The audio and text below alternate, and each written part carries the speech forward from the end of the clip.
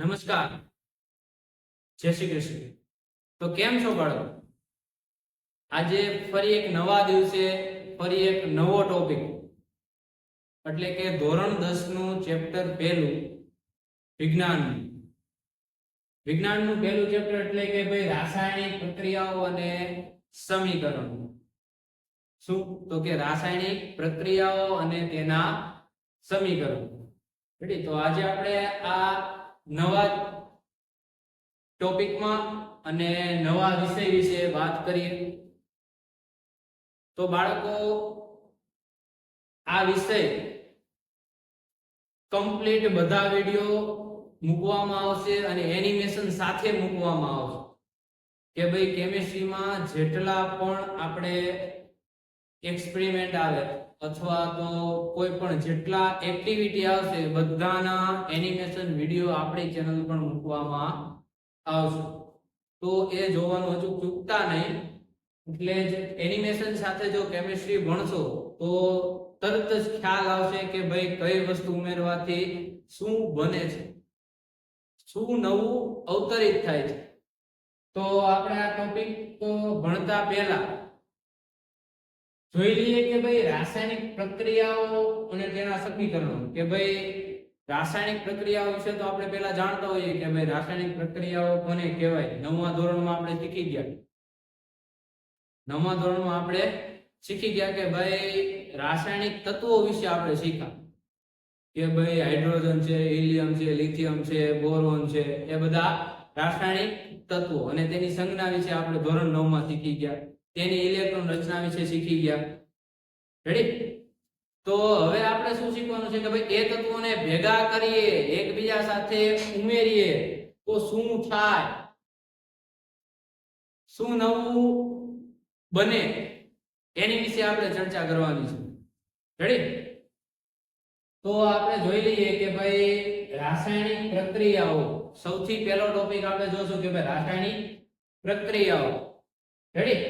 તો એમાં આવશે કે ભાઈ પ્રક્રિયાઓ કેટલા પ્રકારની હોય એ જોશું. પછી એના પછીનો ટોપિક છે ભાઈ રોજિંદા જીવનમાં થતી રાસાયણિક પ્રક્રિયાઓ. રેડી? કે ભાઈ આપણે રોજબરોજ જે કામ કરતા હોઈએ એ કામમાં આપણને કોઈ ને કોઈ જગ્યાએ છે ને રાસાયણિક પ્રક્રિયાનો ઉપયોગ થતો હોય એ જોવા મળે છે, પણ આપણને ખબર ન હોય કે ભાઈ આ પ્રક્રિયા પાછળનું કારણ શું છે. રેડી? તો આપણે એ પણ જોયું. પછી એના પછીનો ટોપિક ભણવાના છે કે ભાઈ રાસાયણિક પ્રક્રિયા દરમિયાન કેવા ફેરફારો જોવા મળે છે. શું? કે ભાઈ રાસાયણિક પ્રક્રિયા થાય ત્યારે એ તત્વોમાં કે એ વસ્તુમાં શું ફેરફાર થાય. રેડી? એ બધી વસ્તુ આપણે જોશું. પછી કે ભાઈ મેગ્નેશિયમની પટ્ટીનું હવાની હાજરીમાં દહન કરતા શું જોવા મળે છે. આ એક્ટિવિટી છે, એનસીઈઆરટી માં એક્ટિવિટીના સ્વરૂપે આપેલું છે આપણને. રેડી? તો આપણે એના વિશે પણ જોશું અને આનો ડીપમાં એનિમેશન વિડિયો એ આપણી ચેનલમાં જ મૂકવામાં આવશે, તો એ જોવાનું ચૂકતા નહીં. અને એના પછીનો ટોપિક છે ભાઈ લેડ નાઇટ્રેટ અને પોટેશિયમ આયોડાઇડનું દ્રાવણ મિશ્ર કરતા શું થાય છે. શું? કે ભાઈ બે અલગ અલગ વસ્તુના દ્રાવણ છે, એ બંનેને આપણે ભેગા કરીએ તો શું થાય. રેડી? પછી એના પછીનો ટોપિક એ જોશું કે ભાઈ કસનળીમાં ઝીંકના દાણા અને સલ્ફ્યુરિક એસિડ ઉમેરતા શું થાય. શું? કે ભાઈ એક કસનળી લેવાની અથવા તો કોનિકલ ફ્લાસ્ક લેવાનું. આ પણ એક એક્ટિવિટી છે કે જેનો એનિમેશન વિડિયો આપણી ચેનલમાં મૂકી દેશું આપણે. રેડી? કે ભાઈ એક કસનળીમાં ઝીંકના દાણા અને સલ્ફ્યુરિક એસિડની જગ્યાએ તમે HCl પણ વાપરી શકો, એટલે કે હાઇડ્રોક્લોરિક એસિડનો પણ ઉપયોગ કરી શકો. અને પછીનો ટોપિક છે કે ભાઈ સમતોલિત રાસાયણિક સમીકરણનું મહત્વ. શું?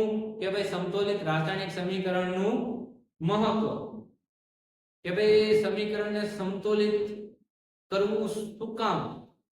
ઘણા બાળકોને પ્રશ્ન થાય ભાઈ કે ભાઈ રાસાયણિક સમીકરણ છે આપણે સમતોલિત કરતા હોઈએ છીએ કે ભાઈ તો એ સમતોલિત આપણે શું કામ કરવું પડે, શું કામ કરવું જોઈએ. કે ભાઈ એમનું લખીને તો ચાલે જ છે ને ભાઈ. તો એ સમીકરણ પાછળનું મહત્વ શું છે ને એ પણ આપણે જોઈશું. તો સૌથી પહેલા આજના આ વિષયની કે ભાઈ વિજ્ઞાનમાં ચેપ્ટર 1 ની શુભ શરૂઆત કરીએ આપણે કે ભાઈ રાસાયણિક પ્રક્રિયાઓ અને તેના સમીકરણો. એનો પહેલો ટોપિક જોઈએ કે ભાઈ પ્રક્રિયાઓ. સૌથી પહેલા તો ભાઈ પ્રક્રિયાઓ કેટલા પ્રકારની? તો કે પ્રક્રિયાના બે પ્રકાર, એક તો ભૌતિક પ્રક્રિયા અને બીજું રાસાયણિક પ્રક્રિયા. કેટલા પ્રકાર? બે પ્રકાર. રેડી? કે ભાઈ ભૌતિક પ્રક્રિયા અને રાસાયણિક પ્રક્રિયા.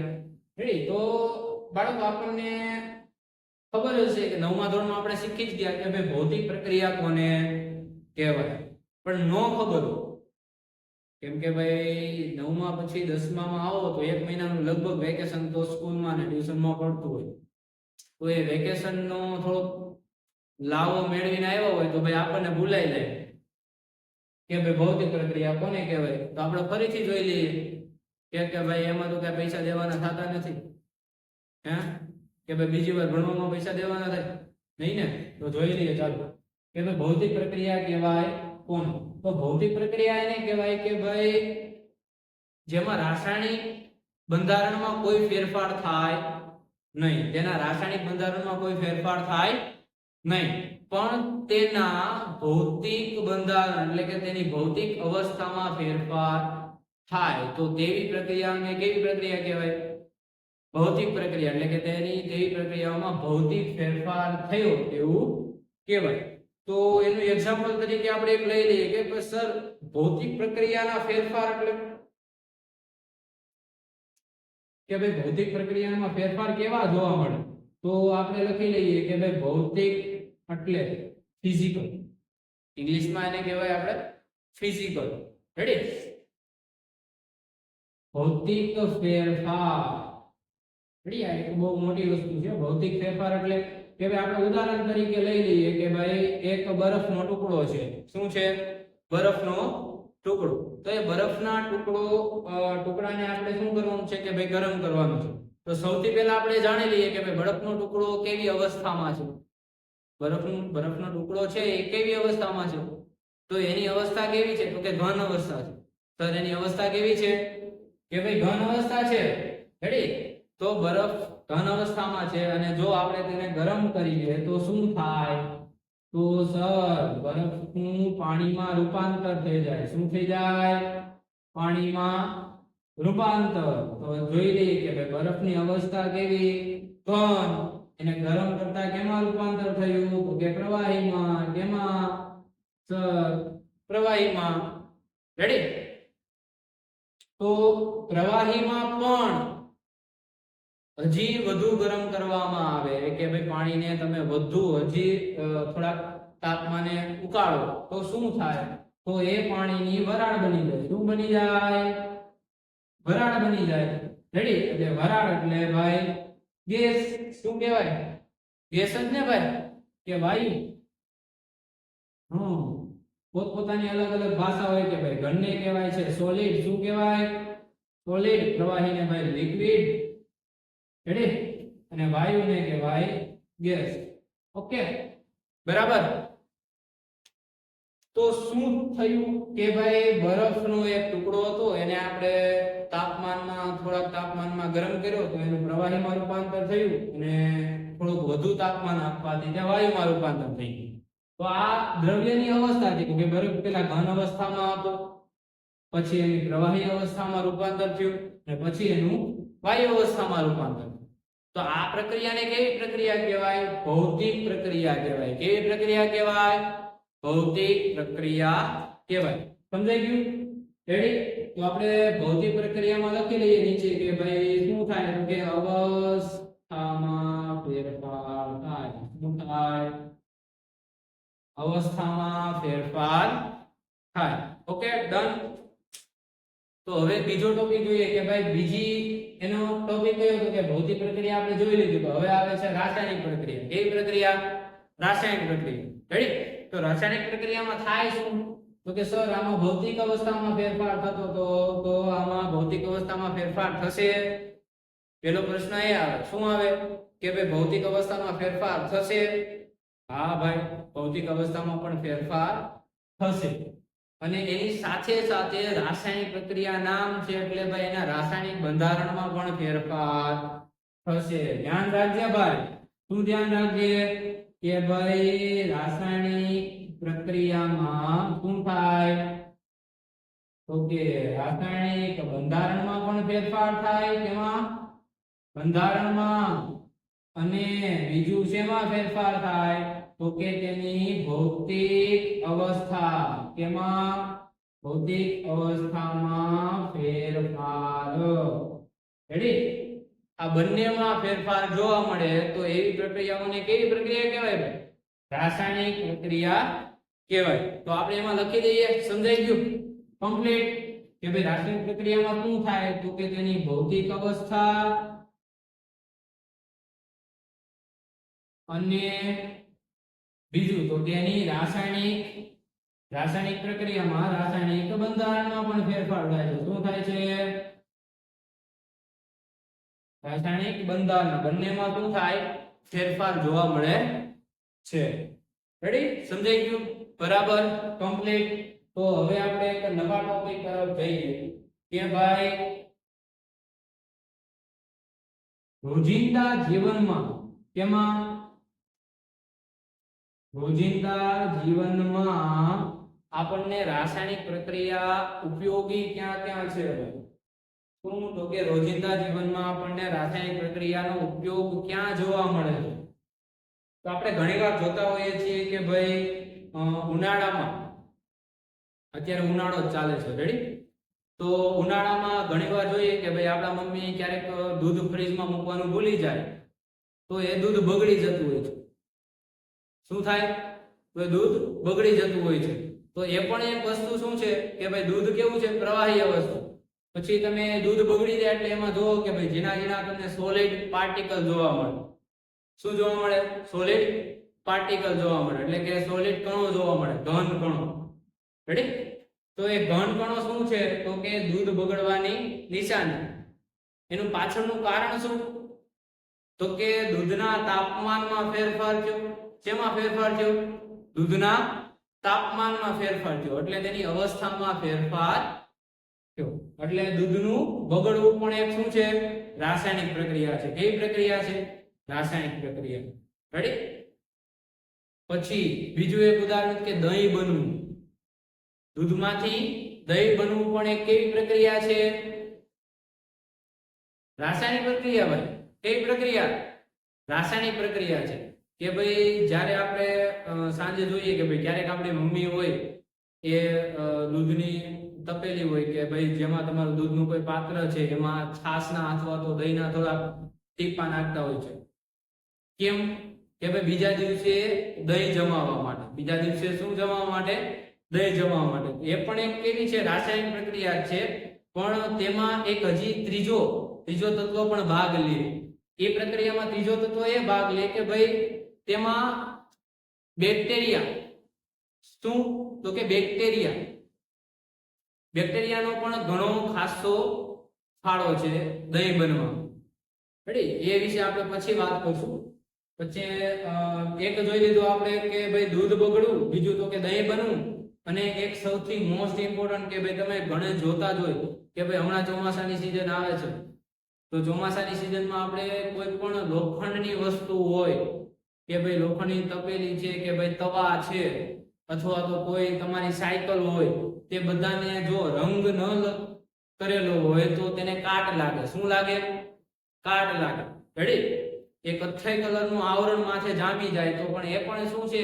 તો કે એક રાસાયણિક પ્રક્રિયા છે.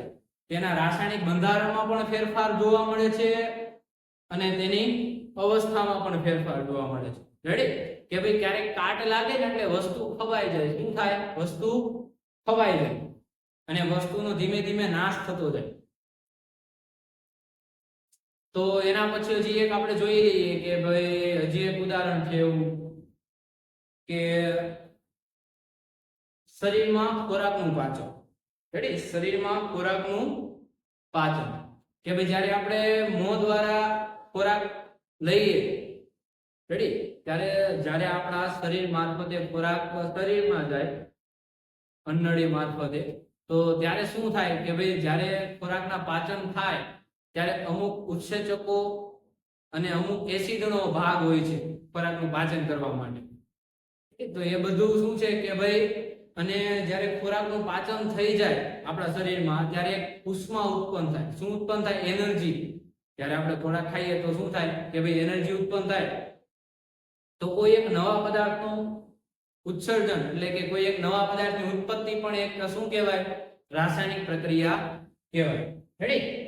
તો આપણે કેટલી વસ્તુ જોઈ કે ભાઈ સૌથી પહેલા જોઈ લઈએ કે આપણે એક તો દૂધનું બગડવું. રેડી? બીજું જોયું તો કે દહીં બનવું. ત્રીજું જોયું તો કે લોખંડની વસ્તુને કાટ લાગવો.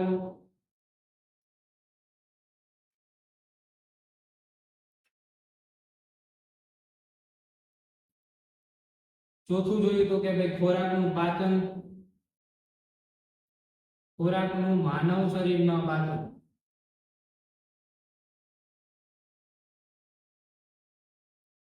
રેડી? આટલી વસ્તુ આપણે જોઈ લીધી. હજી એક વસ્તુ છે કે ભાઈ દ્રાક્ષનું આથવણ. બીજી વસ્તુ શું છે કે ભાઈ દ્રાક્ષનું આથવણ. કે ભાઈ જ્યારે દ્રાક્ષને શું છે ભાઈ પૂરી પકવવામાં આવે અને પકવીને તેનું આથવણ કરવામાં આવે એટલે કે દ્રાક્ષનું આથવણ થાય તો એમાંથી શું બને? તો કે એમાંથી આલ્કોહોલિય પીણું બને એટલે કે ઇથેનોલ અને મિથેનોલ બનાવવામાં આવે. રેડી? એમાં શેનો ઉપયોગ થાય? તો કે દ્રાક્ષના આથવણનો ઉપયોગ. તો એ આપણે એ પણ લઈ લઈએ કે ભાઈ દ્રાક્ષનું આથવણ. Okay, done. બરાબર? રેડી? સમજાઈ ગયું? તો આટલી વસ્તુ છે કે ભાઈ દૂધનું બગડવું, દહીં બનવું, લોખંડની વસ્તુને કાટ લાગવો, ખોરાકનું માનવ શરીરમાં પાચન, દ્રાક્ષનું આથવણ. આના સિવાય પણ ઘણા ઉદાહરણ છે જે આપણે રોજિંદા જીવનમાં રાસાયણિક પ્રક્રિયાઓ આપણી આજુબાજુ બનતી હોય પણ આપણને ખબર હોય નહીં. રેડી? તો આ ટોપિકમાં આપણે આટલું રાખીએ. પછી હવે આગળના ટોપિકમાં જઈએ કે ભાઈ રાસાયણિક પ્રક્રિયા દરમિયાન કેવા ફેરફાર જોવા મળે છે? રાસાયણિક પ્રક્રિયા દરમિયાન કેવા ફેરફાર જોવા મળે? કે ભાઈ રાસાયણિક પ્રક્રિયા તો થાય છે પણ એ પ્રક્રિયા દરમિયાન ફેરફાર કયા કયા જોવા મળે? હે ભાઈ? તો સૌથી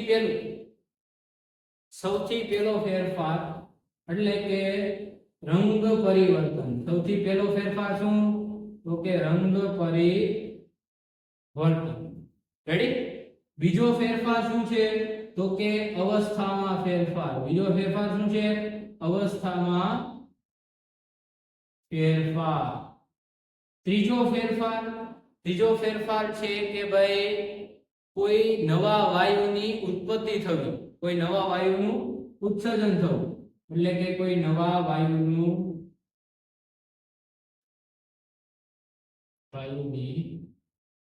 ઉત્પત્તિ થવી.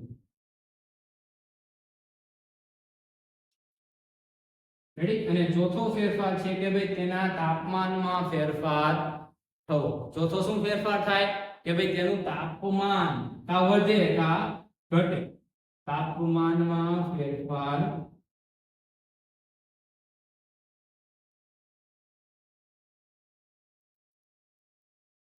રાસાયણિક પ્રક્રિયા જ્યારે આપણે કરીએ તો કા એ પ્રક્રિયા દરમિયાન એ જે આપણે પાત્રમાં અથવા તો જે પાત્રમાં આપણે પ્રક્રિયા કરતા હોઈએ છીએ તે પાત્રનું તાપમાન વધે અથવા તો તે પાત્રનું તાપમાન ઘટે. ક્યારેક એવું પણ બને કે ભાઈ તાપમાન વધે ને તાપમાન ઘટે નહીં. આ ફેરફાર એવું છે કે ભાઈ ફેરફાર થાય ને નો પણ થાય. આ ચારમાંથી કોઈ પણ એક વસ્તુ તો બને જ. એવું નહીં કે ચારમાંથી એક પણ વસ્તુ બને નહીં. રેડી? આ ચાર વસ્તુ છે કે ભાઈ રાસાયણિક પ્રક્રિયા દરમિયાન કયા કયા ફેરફાર જોવા મળે? તો પહેલું તો કે રંગ પરિવર્તન, બીજું અવસ્થામાં ફેરફાર, ત્રીજું નવા વાયુની ઉત્પત્તિ અને ચોથું તાપમાનમાં ફેરફાર.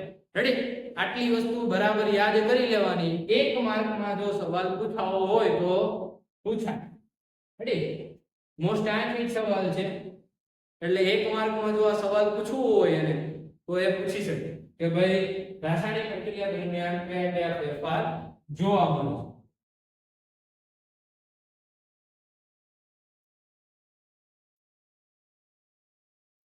એમ તો બાળકો જો તમે પહેલા દિવસથી પ્રેક્ટિસ કરો, પહેલા દિવસથી જો પ્રેક્ટિસમાં લાગી જાઓ તો ભાઈ વિજ્ઞાન ગણિત એ કાંઈ અઘરા વિષય નથી.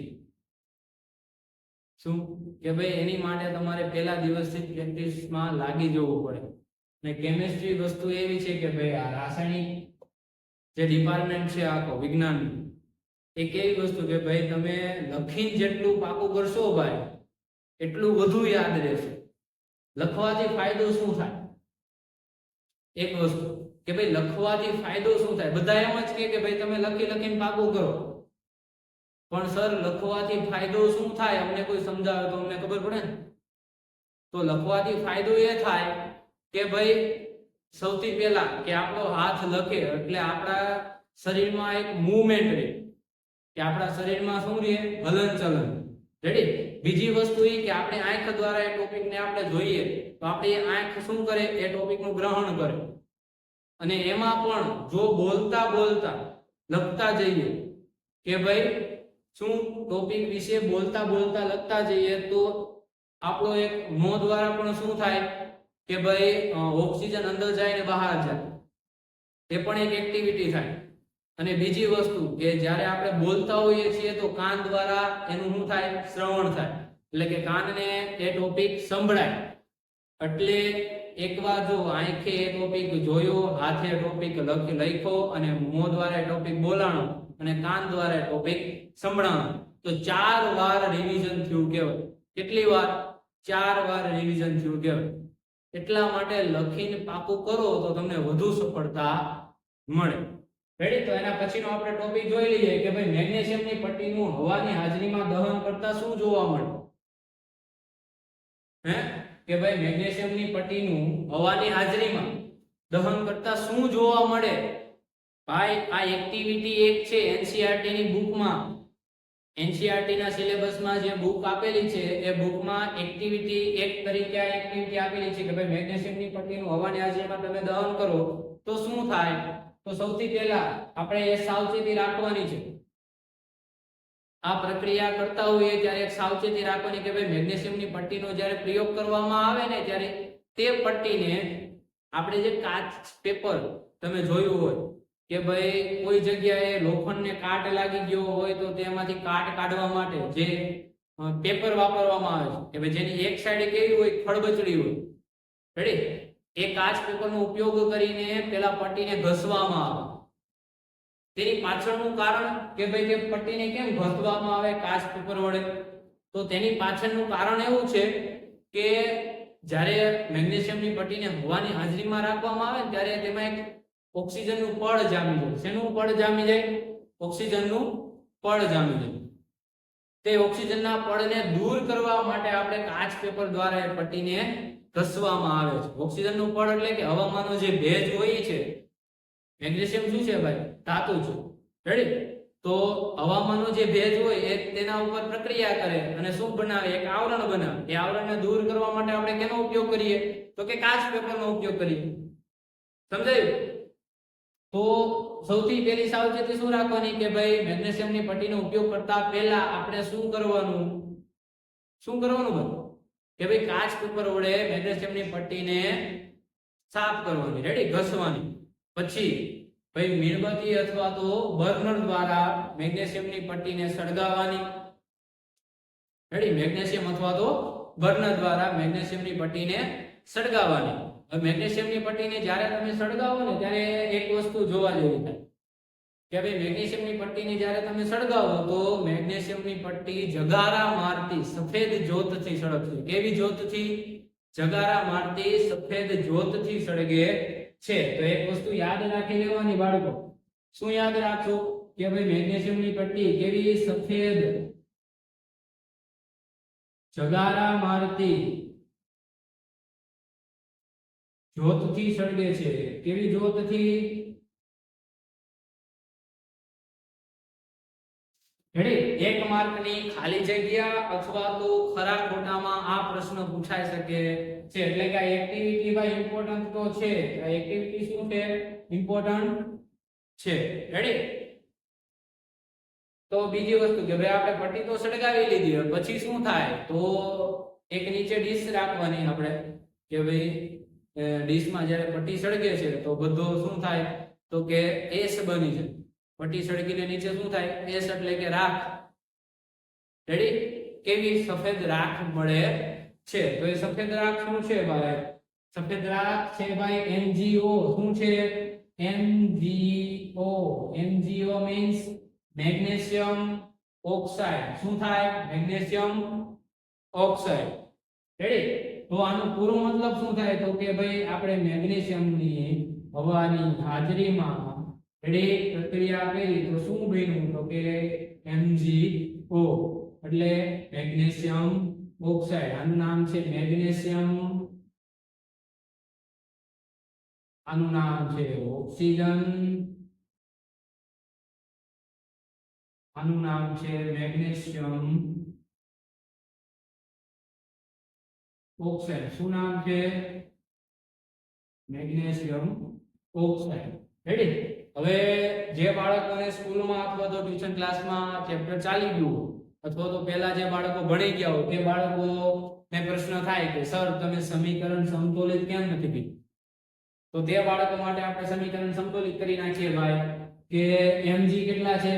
આ બધું કેટલા? 1. Okay done. ચાલો આ બધું ઓક્સિજન કેટલા? 2. આ બધું કેટલા? 1. તો શું કરવું પડશે? અહીંયા 2 લગાડવા પડશે. તો શું થયું? 2 MgO. અહીંયા 2 ઓક્સિજન. તો અહીંયા શું ઘટે? 2 Mg ઘટે. ઓકે થઈ ગયું સમીકરણ સમતોલિત. રેડી? એ ટોપિક હજી આપણે આગળ ભણશું કે ભાઈ સમીકરણ સમતોલિત કઈ રીતે કરવું. ઓકે સમજાઈ ગયું કે ભાઈ મેગ્નેશિયમની પટ્ટીની હવાની હાજરીમાં દહન કરતા શું મળે? કે ભાઈ સર મેગ્નેશિયમ ઓક્સાઇડ. શું મળે? મેગ્નેશિયમ ઓક્સાઇડનો ભૂકો જોવા મળે છે. ઓકે અને એક બીજી વસ્તુ આમાં ઇમ્પોર્ટન્ટ છે કે ભાઈ જ્યારે પટ્ટીને સળગાવીએ તો એ પટ્ટીને સળગાવતા કેવા જ્યોતથી સળગે? તો કે સફેદ જગારા માટી જ્યોતથી સળગે છે. ઓકે સમજાઈ ગયું બાળકો? બરાબર? કમ્પ્લીટ? રેડી? ડન? તો આ ટોપિક છે ને એ પરીક્ષામાં આઈએમપી ટોપિક છે થોડુંક. તો આ ટોપિકને આપણે ફાયર સ્ટાર નામ આપીએ. શું આપીએ? Fire star. રેડી? સ્ટાર એ પણ કેવો ભાઈ? ફાયર થતો હોય કેવો. રેડી? એટલે ફાયર સ્ટાર કે ભાઈ આ જેટલા ફાયર સ્ટાર ટોપિક છે ને બધા ટોપિક પરીક્ષામાં ઇમ્પોર્ટન્ટ છે કે ભાઈ જે પહેલાના વર્ષોમાં પૂછાઈ ગયેલા છે. રેડી? અને બાળકોએ એમાં સારો સ્કોર પણ કરેલ છે. એના પછીનો આપણે ટોપિક જોઈએ કે ભાઈ લેડ નાઇટ્રેટ અને પોટેશિયમ આયોડાઇડ નું દ્રાવણ મિશ્ર કરતા શું થાય? બાળકો શું થાય? સૌથી પહેલા તો આપણને પ્રશ્ન થાય કે સર અમે લેડ નાઇટ્રેટ વિશે ભણ્યા નથી. તો અમને પહેલા તો લેડ નાઇટ્રેટ છે શું? લેડ નાઇટ્રેટ કહેવાય કોને? તો સમજાવો. તો લેડ નાઇટ્રેટ એટલે શું થાય કે બાળકો Pb માઉસમાં NO3 ટ્વાઇસ. આ લેડ નાઇટ્રેટ નું રાસાયણિક સૂત્ર છે. શું છે? લેડ નાઇટ્રેટ નું રાસાયણિક સૂત્ર. લેડ એટલે Pb અને નાઇટ્રેટ એટલે NO3 માઇન. રેડી? સમજાઈ ગયું? લેડ નાઇટ્રેટ એને શું કહેવાય? Lead nitrate. આ આપણે જોઈએ ને તો ગ્રે કલરનો પથ્થર જેવો એટલે કે ઘન પદાર્થ છે. ગ્રે કલરનો કેવો પદાર્થ હોય? ઘન પદાર્થ છે લેડ નાઇટ્રેટ. રેડી? તો લેડ નાઇટ્રેટની પ્રક્રિયા આપણે કરવાની છે પોટેશિયમ આયોડાઇડ સાથે. એની સાથે પોટેશિયમ આયોડાઇડ. પોટેશિયમ આયોડાઇડ એટલે Ki. K એટલે પોટેશિયમ, I એટલે આયોડાઇડ. રેડી? એટલે આનું નામ આપણે આપી દઈએ કે ભાઈ પોટેશિયમ. શું નામ આપીએ? Potassium iodide. રેડી? પ્રક્રિયા કરીએ તો શું થાય છે જોઈ લઈએ. ચાલો કે ભાઈ પોટેશિયમ આયોડાઇડ અને લેડ નાઇટ્રેટ સાથે આપણે પ્રક્રિયા કરી, બંનેને ઉમેર્યા એકમાં, તો શું થાય? તો સૌથી પહેલા જો અહીંયા ધ્યાન આપજો. જો ચકેડી પડે છે इसकी टोपी उसके सर. રેડી? इसकी टोपी उसके સર. તો આ Pb છે એ કેની સાથે? I સાથે. રેડી? એટલે Pb ની ટોપી ક્યાં જશે? I પાસે. અને NO3 ની ટોપી ક્યાં જશે? તો કે K પાસે. કેની પાસે? Pb ની ટોપી જશે I પાસે, NO3 ની ટોપી જશે K પાસે. તો શું બને છે? તો બની જાય છે PbI2. શું બની જાય? PbI2 plus KNO3. શું બની જાય? KNO3. ઓકે સમજાઈ ગયું બાળકો?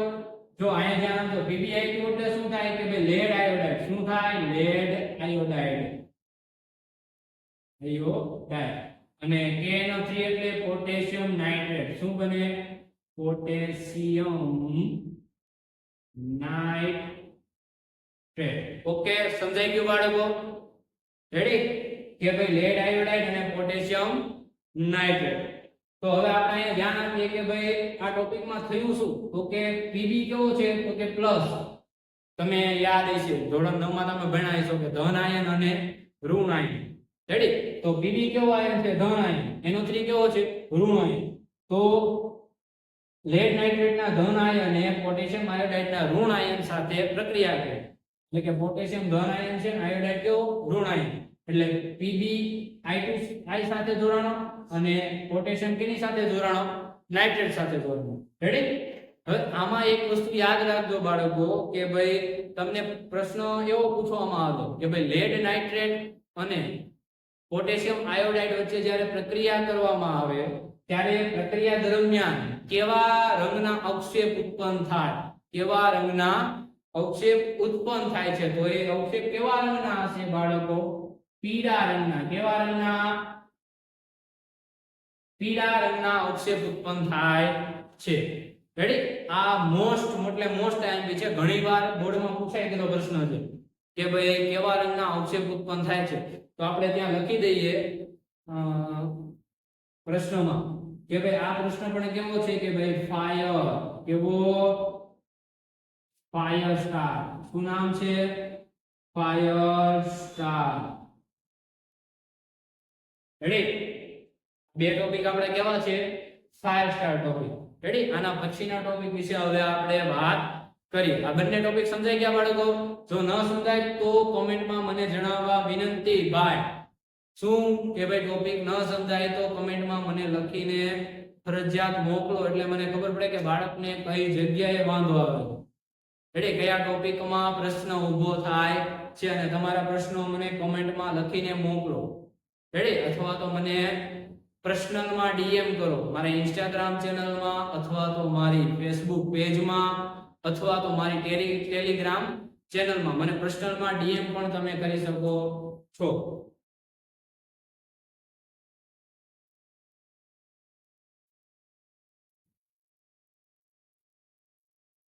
તો હવે આપણે આના પછીનો ટોપિક જોઈએ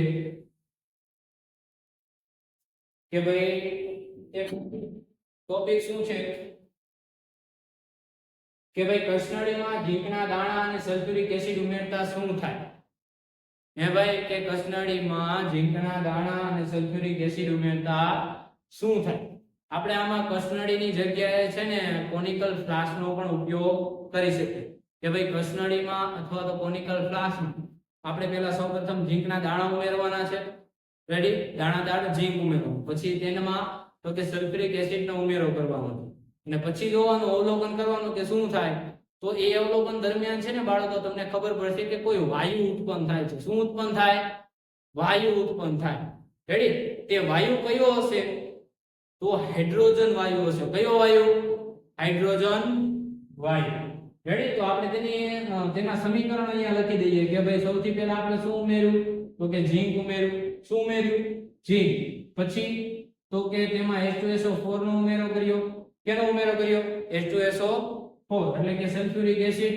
તો શું થાય તો સૌથી પહેલા અહીંયા જ્યાં Zn કેવું છે ભાઈ ધન આયન છે કેવું આયન છે ધન આયન તો તેની સાથે પ્રક્રિયા કરશે SO4 માઈનસ સાથે આ સલ્ફેટ કેવો છે ઋણ આયન તો ZnSO4 H2 રેડી આવું બને છે એટલે આને આપણે કહીએ ઝીંક શું કહીએ ઝીંક H2SO4 એટલે કે સલ્ફ્યુરિક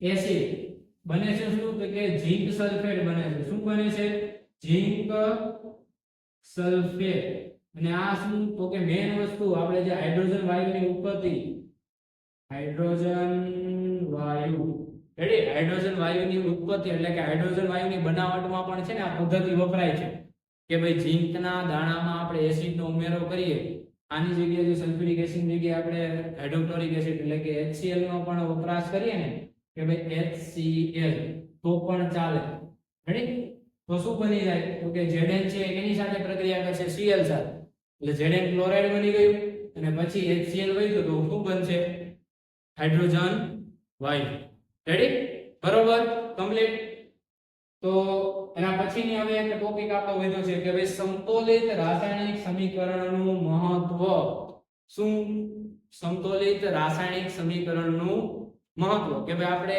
રાસાયણિક સમીકરણને સંતુલિત શા માટે કરવા જોઈએ તો એની પાછળનું એક કારણ છે કે ભાઈ જો આ સમીકરણમાં શું તમને ખામી લાગે છે કે ભાઈ એક Zn બે હાઇડ્રોજન અને એક SO એક Zn એક SO4 બે હાઇડ્રોજન કઈ ખામી છે નહીં ને તો સમીકરણ એટલા માટે આપણે સંતુલિત કરવા જોઈએ કે અહીંયા જો તમે ધ્યાન આપો એક જ Zn છે અહીંયા બે હાઇડ્રોજન છે અને એક SO4 છે રેડી અહીંયા એક Zn છે એક SO4 છે અને બે હાઇડ્રોજન છે રેડી જમણી બાજુ અહીંયા ટોટલ કેટલા થયા તો કે 1 અને 3 કેટલા 4 મોલ થયા કેટલા મોલ થયા 4 મોલ અને પ્રક્રિયાની આ જમણી બાજુ જોઈએ તો કેટલા મોલ થયા 2 અને 2 4 મોલ કેટલા મોલ 4 મોલ રેડી તો તમે ધોરણ 9 માં ભણી ગયા છો બાળકો કે દળ સંચયનો નિયમ કયો નિયમ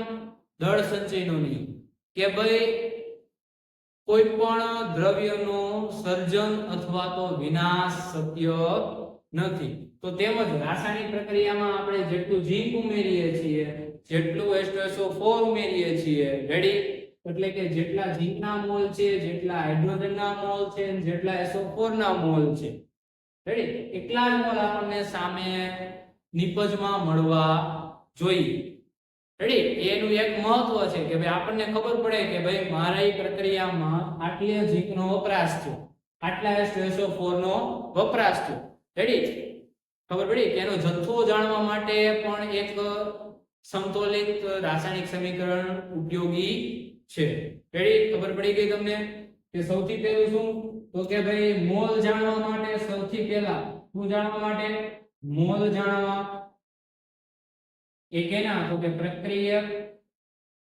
અને નિપજન રેડી બીજું તો કે આપણે હમણાં જોયું કે ભાઈ વપરાશ એટલે કે પ્રક્રિયકનો જથ્થો જાણવા કે ભાઈ મારી આ પ્રક્રિયામાં આટલા મોલ Zn નો ઉપયોગ થયો છે રેડી સમજાઈ ગયું બાળકો કમ્પ્લીટ તો આજનો આપણે આ ટોપિક અત્યારે પૂરો કરી દઈએ રેડી કાલે ફરી એક નવા ટોપિક સાથે મળશું રેડી આગળના થોડા વિજ્ઞાનના વિષય સાથે મળશું તો આજનો જો આ ટોપિક તમને ગમ્યો હોય તો અમારી ચેનલને લાઈક કરો શેર કરો અને સબસ્ક્રાઇબ કરો રેડી અને જો સાઈડમાં જે બેલ આઇકન આપેલું છે કે જે ઘંટડીનું આઇકન આપેલું છે ને એને તમે કેમ ભાઈ જ્યારે નાના હોય ત્યારે સાયકલની ઘંટડી ટન ટન ટન ટન ચાલુ જ રાખી હોય તેમ આ ઘંટડીને પણ ચાલુ રાખવાની છે શું કરવાની છે ચાલુ રાખવાની છે રેડી અને તમે અત્યારે ભાઈ સક્સેસ ગ્રુપ ઓફ એજ્યુકેશનની ચેનલને જેટલી બને એટલી વધુ શેર કરો કેમ કે આવો કન્ટેન્ટ તમને જોવા ઓછો મળશે કે ભાઈ વિજ્ઞાનમાં એનિમેશન સાથે જો કોઈ ભણાવતું હોય તો એ યુટ્યુબમાં અને ગુજરાતની એકમાત્ર ચેનલ કે ભાઈ success group of education ready તો અમારી ચેનલને લાઈક કરો શેર કરો અને સબસ્ક્રાઇબ કરો અને આ જે સાઈડનું ઘંટડીનું આઇકન છે એને દબાવવાનું ભૂલતા નહીં ઓકે તો જય શ્રી કૃષ્ણ ચાલો